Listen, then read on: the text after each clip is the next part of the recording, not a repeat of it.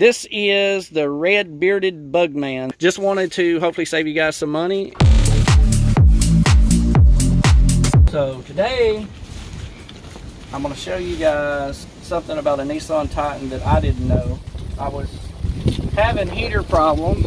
First, it started off with me trying to figure out what I had a check engine light on, and I was trying to read a code. Had my dad bring his code reader over. We hooked it up and, you know, read out the code, whatever, you know, no big deal. Go in the house. Well, the next day, crank my truck, heater doesn't work. So I had no lights on the dash here. Like, nothing was working. The AC wasn't working, no lights on the panel, nothing like that. I thought, okay, well, it's a fuse. So, you know, I'm looking for the fuses and everything. Of course, they're under the hood, so I'm going to show you guys where the fuses are, which I'll go ahead and tell you that was not the problem. But you have two fuse boxes under the hood. Fairly easy to get to. You have this one. This has like your trailer and turn lights, stuff like that. This one's really not too, you don't have to have this one. I'm just trying to save you guys some problems that I had and some money. Right here is, you got some fuses here. You got 1, 2, 3, and 4. The two 20 amp fuses controls your heater and your air conditioning. So when you pull this cover off, of course, you look right behind this one, you'll see, obviously the best way to notice it is by these two fuses or relays, whatever you want to call them, right here. You've got these fuses. This is one of your blower motor fuses for your HVAC, and so is this one. So you want to check those first, pull them out and check them. If they're good and you still have no power or anything going, let me put this lid back on. You still have no power or anything like that. I was really confused. You know, we even brought out test lights, we brought out ohm meters, and we were ohming everything. This is the blower motor resistor, which is where this white thing right here plugs into. I replaced the blower motor resistor, thinking, okay, maybe it's the resistor somehow controls power to here.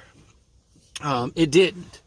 So, long story short, there's the old one I bought still in the truck. It works fine. I just left the new one in it. I thought, well, why not? You know, I'll have the spare one in case it ever goes out. I still had no power there, no heat, no air conditioning.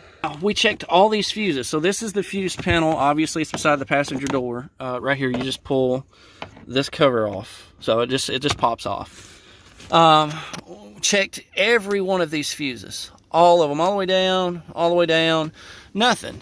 You know, all of the fuses were good, but for some reason when we had no power going to this blower motor resistor, which was strange. You know, we weren't getting power all the way down here, but the fuses were good under the hood and in the truck. Well, here's the other part.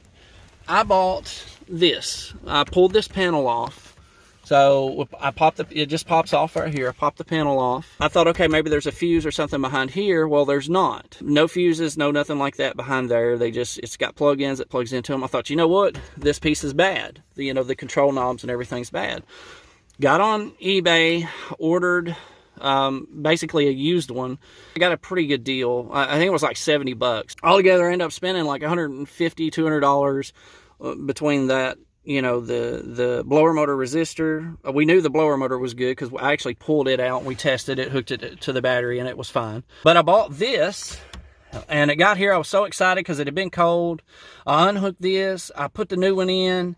Nothing. Still had nothing. So I was trying to figure out what was going on, and it turns out what I figured out was there is a fuse that you can't see. It is right here. This white square thing right here is called an extended storage fuse. You can't even hardly tell there's a fuse in there. The only way you can tell is if you look right back in there, you'll see just a little bit of, you can't even really tell it's a fuse. You just see a little bit of whatever. So what I did was I pulled this out. It does come out. It's kind of hard. Pull it out, and now there's a fuse in there. So as I had got it out, I looked, and I could tell that it was broke. It was busted. That fuse was bad. I was like, oh my gosh. And I didn't know what an extended storage fuse was or what it controlled. The other part of the story is too, that not only did the heater not work, but neither did my OBD2 reader, the car reader that you're supposed to hook up. We had just hooked it up the night before. And I thought, when I was trying to figure out what was wrong with the heater, we were at my friend's house, my sister's house actually, my brother-in-law, and we hooked his reader up and it would not work. It didn't work on my truck. We plugged it up to his, it worked fine. So this fuse, if you have a heater problem, HVAC problem, and you have no power, your blower motor is not working, nothing is working, and you check the fuses under the hood, and you've checked all of these, check this fuse. This is the extended storage fuse. I believe it's a 10 amp fuse. This does come out. I'm not going to pull it all the way out. It does. You can pull this whole thing out. You replace the fuse that's in there. That 10 amp fuse controls